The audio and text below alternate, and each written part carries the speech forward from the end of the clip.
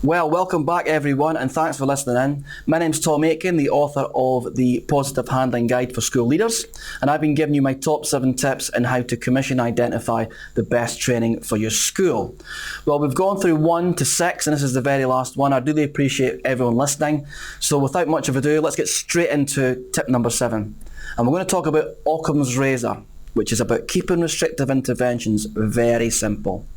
You shouldn't have your staff taught complex or multiple option holes. They are likely to be difficult to recall under pressure. When we become stressed, our brain works in a very different way. We're in a fight or flight response. And basically, William of Ockham, who was a Franciscan friar, he basically was saying we should keep things as simple as possible. Now, he actually put that theory in as an English logician in the 14th century, so it's pretty much ancient history, but we tend to want to overcomplicate issues. Now, research often shows that if we teach something that's complicated, such as a system of restraint, a system constructed of a wide range of techniques involving lots of multi-move components, then we're building failure into the system. Too many techniques and complicated compound movements within that technique reduce effectiveness, and we've proven that through our testing. What you want to be looking at is stuff that's easy to remember, almost things that are instinctive. What would naturally happen in that situation if they weren't trained at all? And it's that philosophy based on principles more than technique, which we find has a much better success rate. Any of these complex techniques where, well, what you do first is A, then B, then C, is a very outdated form of learning. We just don't learn like that. So you want to make sure you're using up-to-date coaching principles and the latest research. When you're looking at your training systems, one issue that has to be considered is reaction time.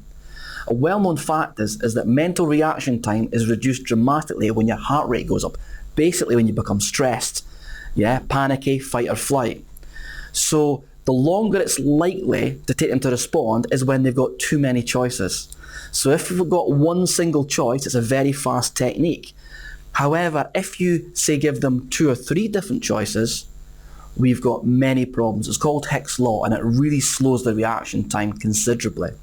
We've been doing a lot of research on how mammals behave under stress, and what we're finding is that most land-based mammals behave in a certain way. So what happens is during a stress, we get an adrenaline dump, and we can forget a lot of things. So what we're trying to do is identify what we would do normally without any training whatsoever, and then try to build that into the training. And I think that's a really sensible way to go forward, because a lot of the time, you train professionals, this is something that you shouldn't have to be dealing with on a regular basis. So when it does happen, it can be very overwhelming. So please make sure that any techniques you get are really simple, really, really simple, little components. Sometimes when we even train, they say, Tom, is that it?